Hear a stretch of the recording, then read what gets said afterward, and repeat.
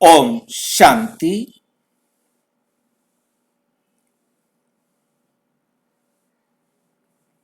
संगम युग ही नई दुनिया की नींव। 19वां पार्ट आज हम कर रहे हैं। क्यों सारी पढ़ाइयां आत्मा को ऊपर नहीं उठा सकती? इतनी सारी पढ़ाइयां हैं, वो क्यों आत्मा को ऊपर नहीं उठा सकती? इतना पढ़कर भी आत्मा क्यों नहीं बचती, क्यों मर जाती है? दुनिया की पढ़ाइयों की सबसे बड़ी सीमा क्या है? ज्ञान बढ़ा, लेकिन आत्मा क्यों गिरती गई? पहले इतना ज्ञान नहीं था जितना ज्ञान आज दुनिया के अंदर है। उसके बाद भी आत्मा क्यों गिरती गई?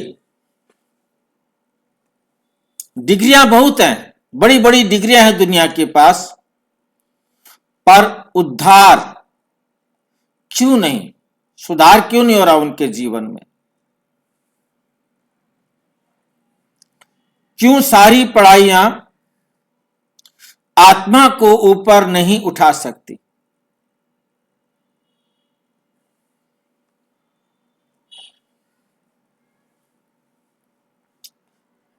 डिस्क्लेमर, ये वीडियो ब्रह्मा कुमारीज की साकार एवं अव्यक्त मूल्यों पर आधारित आत्मिक अध्ययन है। इसका उद्देश्य किसी धर्म, शिक्षा, पद्धति या व्यक्ति की आलोचना नहीं, बल्कि आत्मा की वास्तविक उन्नति के लिए ईश्वरीय दृष्टि को सरल भाषा में प्रस्तुत करता है। दर्शकों से निवेदन है कि आधिकारिक मूल्यों का स्वयं अध्ययन अवश्य करें। एक बहुत ईमानदार सवाल, बड़ी ईमानदारी के साथ यह सवाल रखा जा रहा है। आज का मनुष्य पढ़ा लिखा है, डिग्रियां हैं, ज्ञान का भंडार है, फिर भी तनाव है, भय है, क्रोध है। कितनी बड़ी बड़ी डिग्रियां हैं, उसके बाद भी उसके जीवन में सुख शांति नहीं है। क्यों? उसके बाद भी वो ढूंढ रहा है कहां से मुझे सुख मिले, शांति मिले, मेरे जीवन में कोई सुधार आए, मेरे जीवन में कोई खुशियां आए।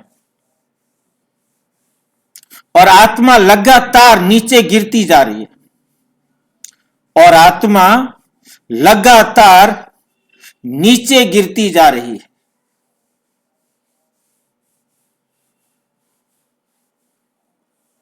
अगर ज्ञान इतना है तो उद्धार क्यों नहीं? जब इतना ज्ञान है दुनिया में, फिर उद्धार क्यों नहीं है? चारों तरफ देखो, कितने बड़े बड़े एग्जाम, कितने बड़े बड़े ट्रेनिंग्स, बड़े बड़े कोर्स, बड़े बड़े स्टडीज दुनिया भर का, और उसके बाद भी समस्याएं भी उतनी ज्यादा बढ़ती जा रही।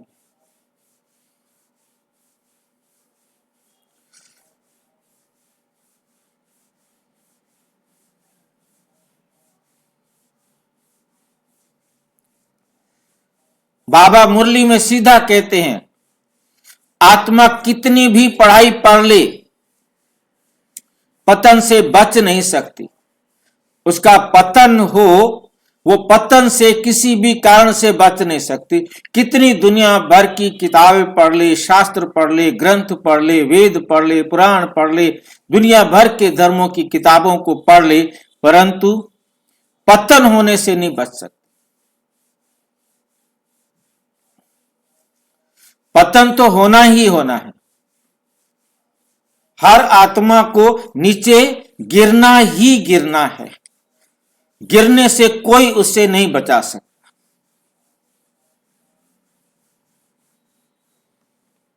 आज हम इसी वाक्य को गहराई से समझेंगे।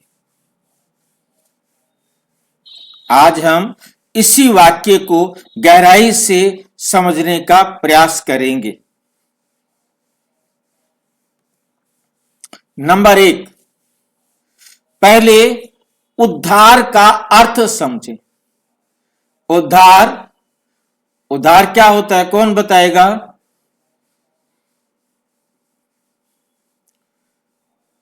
उद्धार क्या होता है, कौन बताएगा?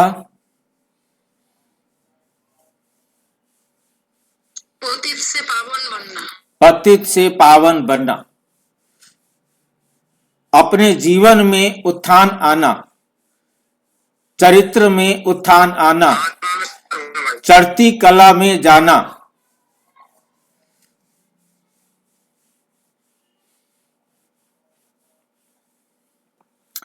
उद्धार का अर्थ नौकरी मिलना, ठीक है, सम्मान मिलना, सुविधा बढ़ना,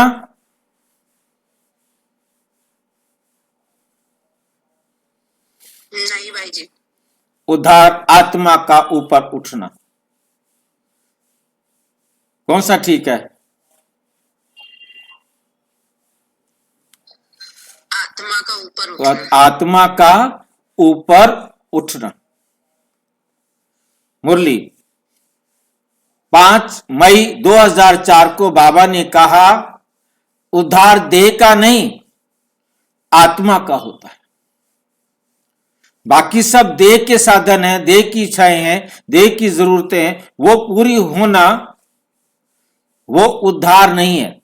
उद्धार देह का नहीं आत्मा का होता है।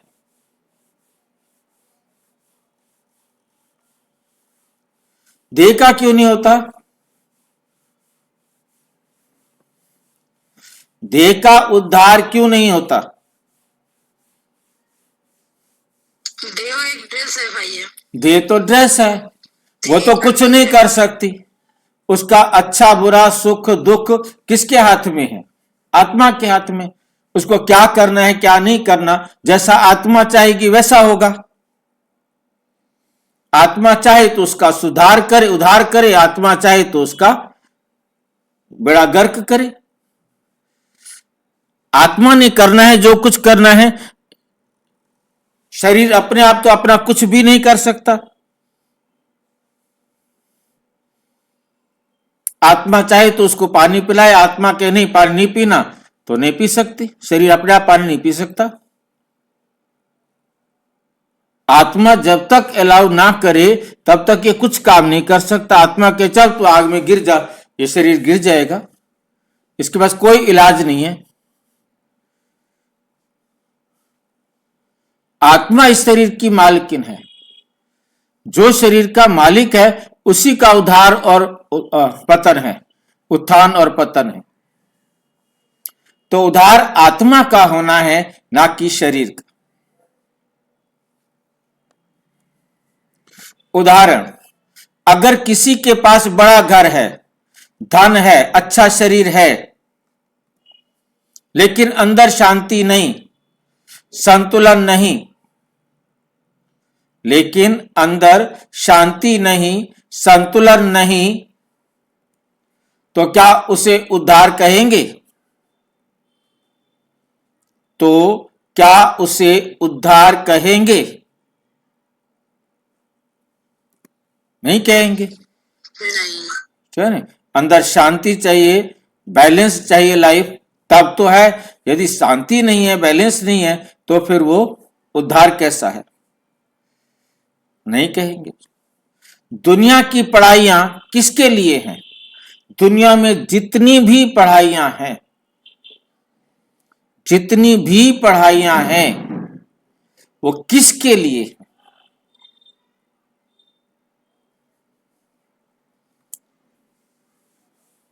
दुनिया की हर पढ़ाई देह के लिए, देह की आवश्यकताओं के लिए है।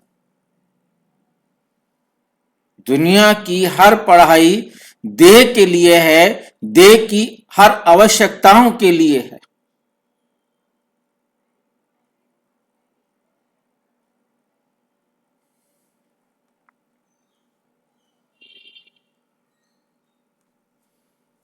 ऐसा क्यों हो गया कि सारी पढ़ाइयां देह के लिए लिखी गई, आत्मा के लिए क्यों नहीं लिखी गई?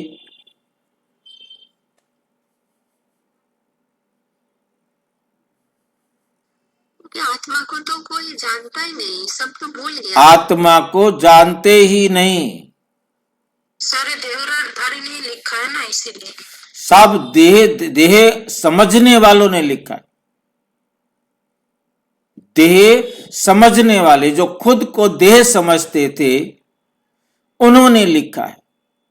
और उन्होंने जो भी तरीके सोचे, जो भी योजनाएं बनाई, जो भी बातें सोची, वो देह के लिए सोची। नौकरी करने के लिए व्रत रखो, शादी करने के लिए व्रत रखो, मतलब कोई समस्या आ गई है तो व्रत रखो, हवन करो, यज्ञ करो, बारिश नहीं हो रही है तो हवन करो, कोई समस्या आ गई है, कोई ग्रह टकरा रहा है, कुछ हो रहा है जी, यज्ञ करो, दान पुण्य करो, क्या क्या क्या क्या पता नहीं सोचते हैं।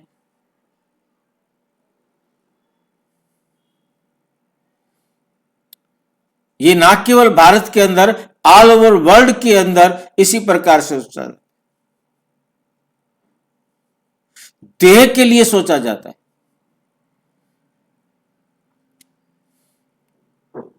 जितने भी दुनिया के ग्रंथ लिखे गए, सब देह के लिए लिखे गए। उन्होंने सोचा बहुत अच्छा, परंतु देहधारी होने के कारण वो हद में ही सोच सकते थे, वो बेहद में नहीं सोच सकते थे।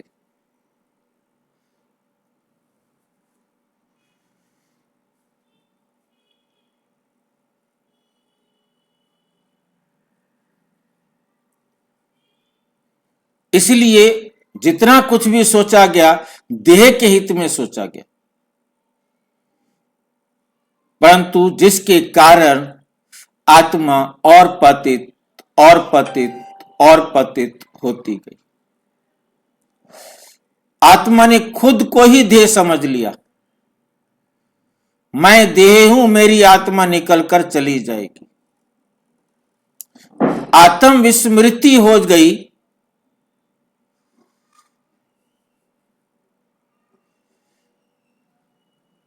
चाहे साइंस हो, आर्ट्स हो, मेडिकल हो, धार्मिक शास्त्र हो, किसी भी धार्मिक शास्त्र को उठाकर देख लो, उन्होंने देह के सुख के लिए ही सब कुछ लिखा है।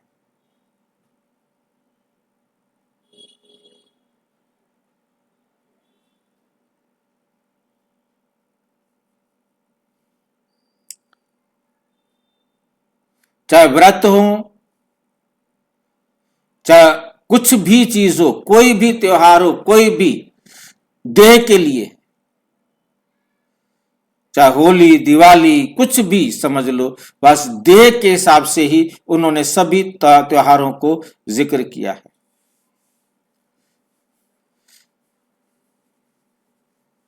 उनके सामने देह थी, ये बात बहुत अच्छी तरह से।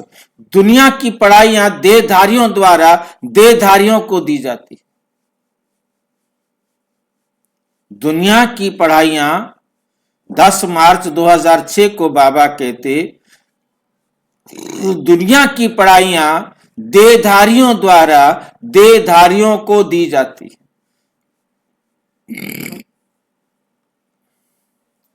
उदाहरण, कार की पढ़ाई, कार को चलाने के लिए, कार को ठीक करने के लिए। कार की पढ़ाई किस लिए है? कार को कैसे चलाना है, कार को कैसे ठीक करना है। क्या ड्राइवर की बीमारी ठीक हो जाएगी? अब उसने कार की पढ़ाई पढ़ी है दुनिया के अंदर, अब ड्राइवर की ठीक हो जाएगी? क्योंकि शरीर है गाड़ी या कार, अब उसने शरीर के बारे में सारा कुछ सीखा है, शरीर का कौन सा अंग कैसे काम करता है, कौन सा पार्ट क्या करता है, कैसे चलता है।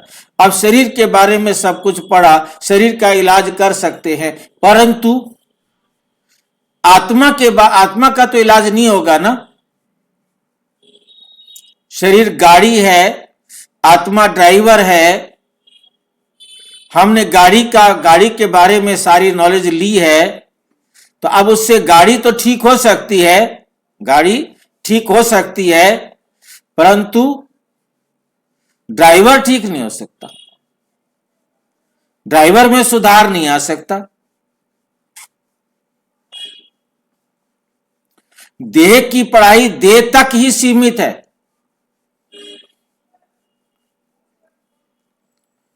आत्मा पढ़ती है फिर भी उद्धार क्यों नहीं होता, जबकि पढ़ती आत्मा है, उद्धार क्यों नहीं होता? देह तो पढ़ नहीं सकती। यह सबसे चौंकाने वाला बिंदु है। यह बात वंडरफुल है, सारी बातों को चौंकाने वाला बिंदु है कि पढ़ने वाली आत्मा, परंतु उससे आत्मा का कोई भी उद्धार नहीं हो रहा, उससे आत्मा का कोई उद्धार नहीं हो रहा। यह सबसे चौंकाने वाला बिंदु है। कितनी कमाल की बात है। हां, पढ़ाने वाली भी आत्मा है और पढ़ने वाली भी आत्मा है। कोई शरीर नहीं पढ़ा सकता। पढ़ने वाली भी आत्मा, पढ़ाने वाली भी आत्मा, फिर भी क्या नहीं हो रहा? आत्मा का उद्धार नहीं हो रहा। आत्माओं द्वारा आत्माओं को दी गई पढ़ाई से आत्मा का उद्धार नहीं होता। क्यों? फिर लग गया क्यों? जबकि आत्माएं पढ़ाने वाली हैं, पढ़ने वाली भी आत्मा है, फिर भी उद्धार नहीं होता, तो क्यों नहीं होता? आत्मा का उद्धार फिर क्यों नहीं होता? फिर तो होना चाहिए ना। क्योंकि पढ़ाने वाली आत्मा खुद पतित है, खुद देह भान में है।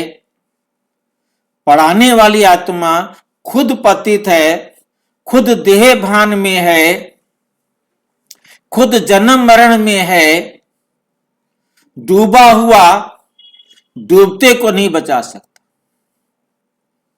जो खुद डूबा हुआ है वो डूबते को नहीं बचा सकता। जो अंधा है वो दूसरे अंधे को क्या रास्ता दिखाएगा?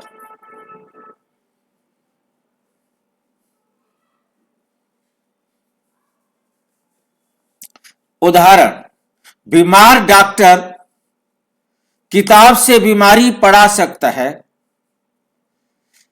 पढ़ा सकता है, लेकिन खुद को ठीक नहीं कर सकता। उद्धार वही करेगा जो खुद स्वस्थ होगा। क्योंकि बीमार व्यक्ति को क्या पता है कैसे बीमारी ठीक होगी। यदि उसे पता होता है ऐसे बीमारी ठीक होती तो वो बीमार नहीं होता। उद्धार वही करेगा जो खुद स्वस्थ हो। वो दूसरे को स्वस्थ होने का रास्ता दिखा सकता है, स्व में स्थित करने की विधि सिखा सकता है। ज्यादा पढ़ाई ज्यादा गिरावट, ज्यों ज्यों इलाज किया त्यों त्यों मर्ज बढ़ता गया। जितना ज्यादा पढ़ाइयां पढ़ी, जितना ज्यादा किताबें पढ़ी, और ही ज्यादा गिरावट में। कैसे? बाबा बहुत गहरी लाइन कहते हैं, ज्यों ज्यों इलाज किया त्यों त्यों मर्ज बढ़ता गया। मुरली 3 मार्च 2006। ज्ञान बढ़ता गया लेकिन देह भान भी बढ़ता गया। दुनियावी ज्ञान भी बढ़ता गया लेकिन देह भान भी साथ के साथ बढ़ता गया। जैसे चाकू से सब्जी भी कटती है और उंगली भी कटती है। ज्ञान न्यूट्रल है, दिशा गलत हो तो नुकसान करता है। ज्ञान न्यूट्रल है। वही ज्ञान हमें श्रेष्ठ मार्ग भी दिखा सकता है, वही ज्ञान हमें गिरा भी सकता है, पतन की तरफ भी ले जा सकता है। सिर्फ डिपेंड है उस ज्ञान को जिस तरफ मोड़ दो। ज्ञान का प्रयोग आप उत्थान के लिए करेंगे तो वो आपका उत्थान करेगा, ज्ञान का प्रयोग आप पतन के लिए करेंगे तो वो पतन ही करेगा। शास्त्र, धर्म, दर्शन, फिर भी उद्धार क्यों नहीं? इतने सारे शास्त्र हैं, इतने सारे धर्म हैं, इतने सारे दर्शन हैं जो हमें श्रेष्ठ मार्ग दिखाने का प्रयास कर रहे हैं, फिर भी उद्धार क्यों नहीं? बहुत लोग कहते हैं हम शास्त्र पढ़ते हैं, फिर भी हम शास्त्र पढ़ते हैं, फिर भी क्या है? फिर भी सुधार नहीं हो रहा।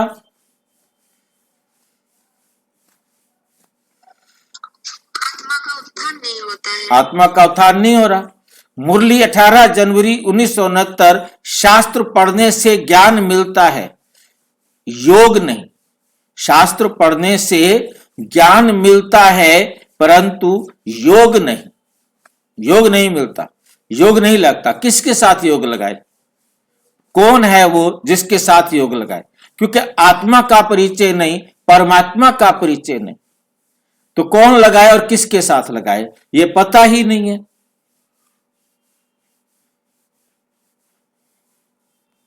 आत्मा क्या है ये नहीं पता, परमात्मा क्या है ये नहीं पता। फर्क समझिए। अब हमारे पास शास्त्र हैं और एक तरफ मुरली है। अब हम इन दोनों को देखेंगे, शास्त्र नीले में और मुरली लाल में, क्या क्या इनका सिस्टम है। शास्त्र में और मुरली में क्या देखेंगे अंतर, हमें समझ में आता जाएगा। शास्त्र ये हमें याद करना सिखाते हैं और मुरली क्या सिखाती है? अनुभव। मुरली याद पर नहीं रुकती, मुरली कहती है अनुभव करो कि तुम आत्मा हो। शास्त्र कहते हैं याद करो। कलयुग केवल नाम आधारा, सुमिर सुमर क्या बोलते हैं, होए पारा, मतलब उसका जो ना बेड़ा पार हो जाता है। सुमर सुमर सुख पाए प्यारा, या नारा कुछ ऐसे है, मतलब नाम आधार है। जितना आप परमात्मा का नाम याद करेंगे उतना तुम्हारा जीवन श्रेष्ठ बनेगा। कहानी, शास्त्रों में कहानियां हैं, यहां स्थिति बनानी होती है, यहां कहानियों से नहीं रुकना होता। मतलब मुरली का मतलब है अनुभव करना, मुरली का मतलब है अपनी स्थिति बनाना। वहां तो कहानियां हैं, एक कहानी सुनी, दूसरी कहानी सुनी, उसने ऐसे किया, उसने ऐसे किया, कहानियां कहानियां हैं पुराणों में। तो तीसरा है वर्णन। वहां पर वो सुनते हैं, पढ़ते हैं, फिर उसको वर्णन करते हैं, वो समझते हैं ये हमने वर्णन करना है, परंतु यहां तो परिवर्तन करना। मुरली का मतलब है अनुभव करो, अपनी स्थिति बनाओ और परिवर्तन करो। उद्धार याद से नहीं, स्थिति से होता है। उद्धार याद से नहीं। आपको मैंने इतनी देर याद किया, बैठ करके आप बाबा रूम में बैठे रहे, 10-10 घंटे आप बाबा रूम में बैठे रहे, पर तो आपकी स्थिति नहीं बनी है, तो भगत बच्चे, तो कोई फायदा नहीं। आपकी स्थिति बननी चाहिए। उद्धार याद से नहीं, स्थिति से होता है।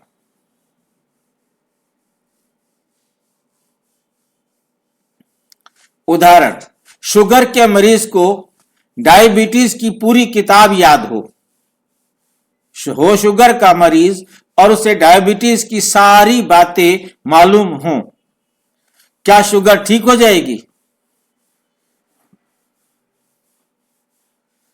आपने सारा सिलेबस याद कर रखा है, एक एक क्वेश्चन का आप उत्तर दे सकते हो, कोई भी प्रश्न कहीं से भी पूछा जाए आप उसका जवाब दे सकते हो, परंतु आपकी अवस्था कितनी क्या है, आपने सारे क्वेश्चन तो रट रखे हैं, सारे मुरली के पॉइंट्स आपने रट रखे हैं, बहुत अच्छे अच्छे जवाब एक्यूरेट दे सकते हो। रिटर्न यदि क्वेश्चन पेपर आपका लिया जाए तो 100% मैक्सिमम बच्चे ले सकते हैं।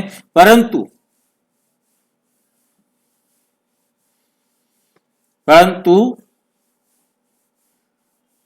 जब तक आपके जीवन में परिवर्तन नहीं आया तब तक क्या फायदा। चढ़ती कला नहीं हुई तो क्या फायदा आपका, आपकी स्थिति ही नहीं बनी, ज्ञान से कोई फायदा नहीं। ज्ञान का आपने मंथन भी बहुत कर लिया, आपने बहुतों को समझा भी दिया, बहुत सुनकर के बड़े खुश भी हुए, परंतु आपकी अवस्था नहीं बनी तो शुगर का मरीज तब भी ठीक होगा जब वो प्रॉपर डाइट लेगा और परहेज चाहिए। जो बाबा ने परहेज बताई है वो परहेज करेंगे और जो करने के लिए समझाया है वो करेंगे तो फायदा होगा। आत्मा की गिरावट का असली कारण, आत्मा की गिरावट का असली कारण क्या है। आत्मा की गिरावट का असली कारण क्या है। देह अभिमान भाई जी। आत्मा गिरती है क्योंकि देह भान है, विकार है, स्मृति टूटी हुई है, स्मृति टूटी हुई है। मुरली है 15 अगस्त 2001। पतन का कारण अज्ञान नहीं देह भान है। पतन का कारण अज्ञान नहीं देह भान है। देह भान के बाद अज्ञान आता है।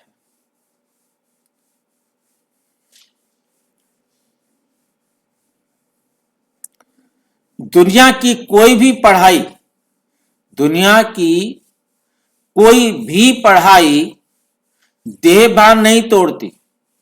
कोई दुनिया में ऐसी पढ़ाई नहीं है जो देह भान हमारा दूर कर सके।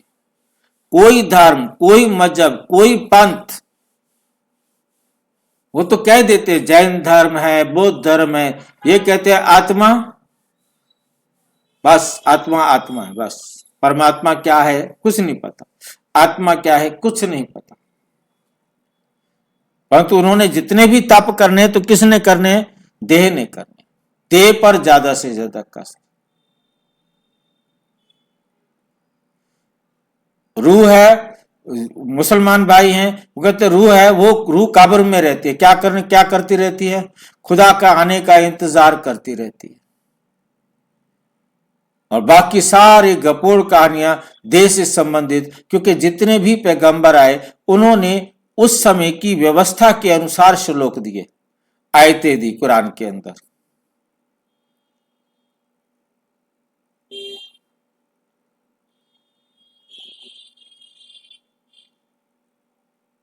जैसे हमारे यहाँ वेदों में समाज के लिए, व्यवस्था के लिए जो श्लोक लिखे, यहाँ श्लोक कहते हैं वो आयत कहते हैं। जैसे दोहा होता है आयत की तरह, आयत माना जिसकी लंबाई चौड़ाई हो, ऊंचाई और लंबाई हो, दो चीजें हों तो उसे जो है ना आयत कहते हैं, तो उसको आयत कहते हैं वो। इसी प्रकार चाहे अंग्रेजी में लिखे गए हों, चाहे अरबी में लिखे गए हों, चाहे फारसी में लिखे गए हों, वो किसी ना किसी ईश्वर को ऊंच मान लेते हैं, परंतु ईश्वर को जानते नहीं। ये वंडरफुल बात है। अब क्राइस्ट ने, उन्होंने गॉड इज लाइट कहा, परंतु वो लाइट क्या है, कैसी है, नहीं पता। सभी कलीसियाओं ने लाइट को देखा,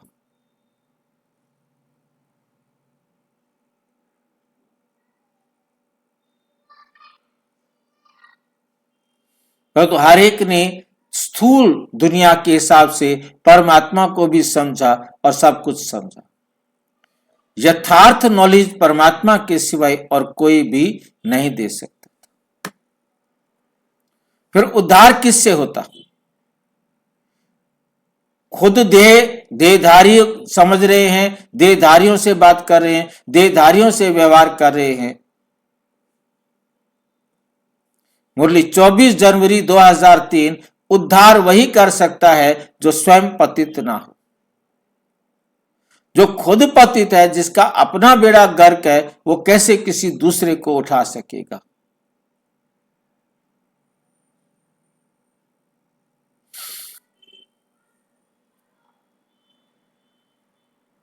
उद्धार की शर्तें।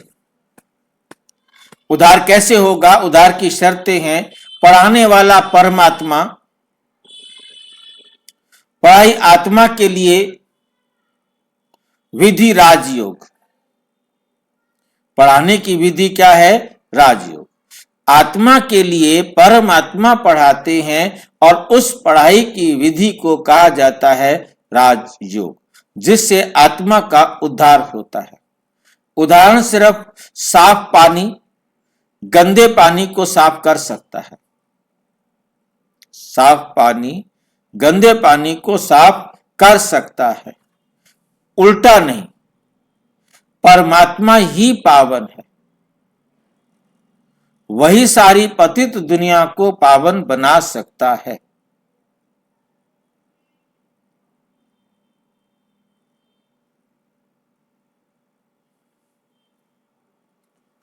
यही कारण है कि संगम युग की पढ़ाई निराली है। संगम युग की पढ़ाई कैसी है? निराली है, क्योंकि यह देह के लिए नहीं, आत्मा के लिए। ये जो पढ़ाई है, ये देह के लिए नहीं है, ये आत्मा के लिए है, आत्मा की उन्नति के लिए है। अव्यक्त मुरली 12 जनवरी 1996। अब आत्मा जैसी बनेगी वही सदा के लिए बन जाएगी। अब आत्मा जैसी बनेगी वही सदा के लिए बन जाएगी।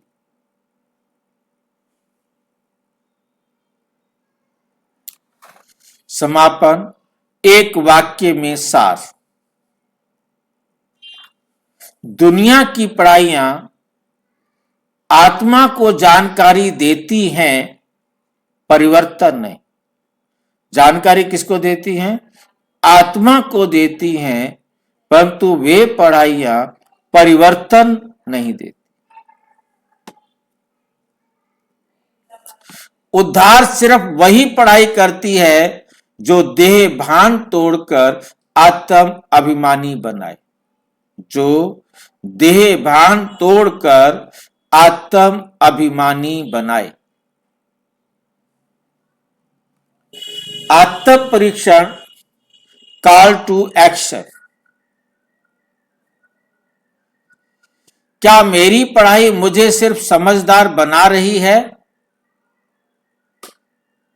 क्या मेरी पढ़ाई मुझे सिर्फ समझदार बना रही है या सच में पावन और हल्का बना रही है?